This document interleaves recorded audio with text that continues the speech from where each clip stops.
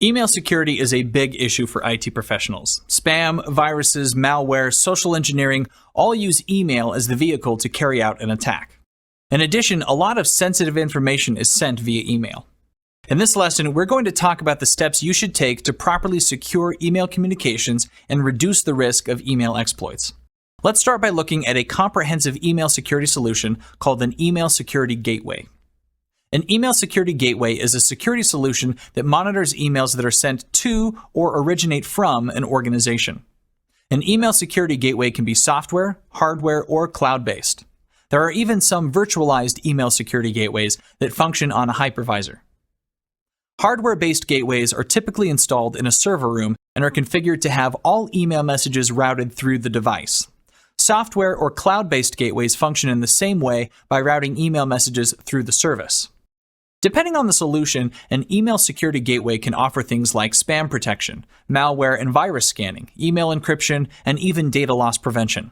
Let's take a look at some of the features that most email security gateways offer. Spam filtering is offered by a lot of gateways. As its name suggests, spam filtering is to filter out certain types of email. The filter will try to filter out unwanted or unsolicited emails and prevent them from arriving to the end users. Spam filters use various methods in order to identify spam. Some services even use lists that are continually updated with known spammers and automatically block anything from those emails or domains. One thing to know about spam filters is that they are far from perfect. They are not a silver bullet. In fact, fine-tuning a spam filter is a never-ending process. Spammers are constantly finding ways to trick spam filters in order to get emails through, and sometimes legitimate emails will be flagged and blocked by the filtering device. However, the benefits of using a spam filter far outweigh the time it takes to configure one. Another feature provided by a lot of email security gateways is that of data loss prevention, or DLP.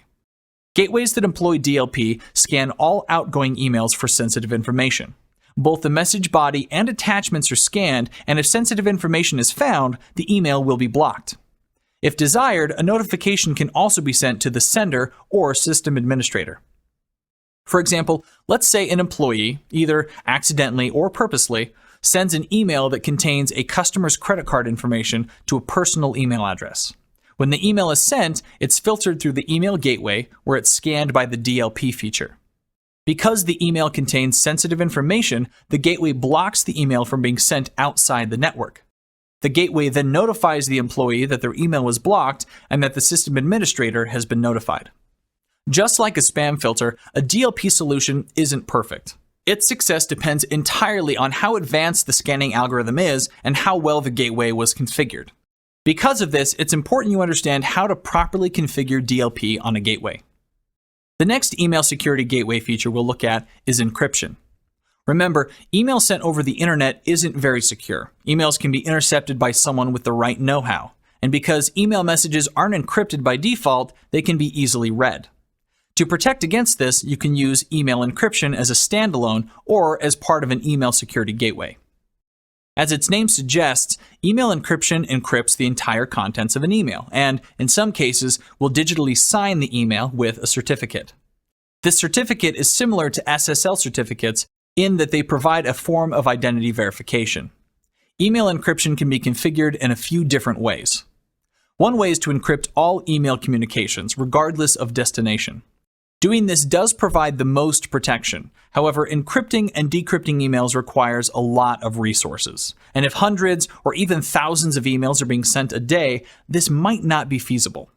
Another option is to only encrypt emails that are being sent outside the internal network. With this method, that funny cat video you emailed to Rick in accounting won't be encrypted, but the contract document you sent to your client will be.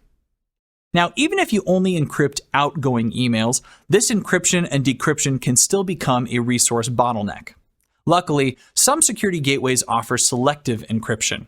With this option, outgoing emails are scanned in a similar way that a DLP solution scans emails. If sensitive information is found, then the email is encrypted before it's sent. If no sensitive information is found, then the email is sent unencrypted.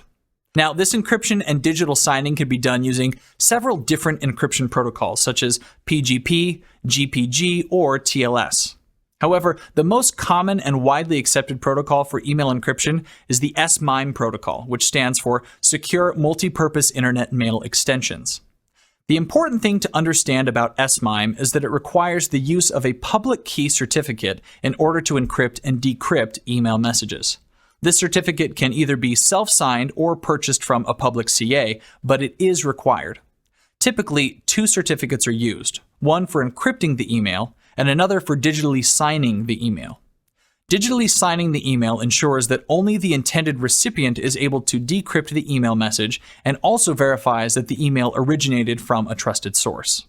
Proper email security is an extremely important aspect of network security. Emails can be a vehicle for countless attacks and exploits. As such, you need to make sure that you take the appropriate steps in order to properly secure your organization's email communications and prevent email-driven attacks.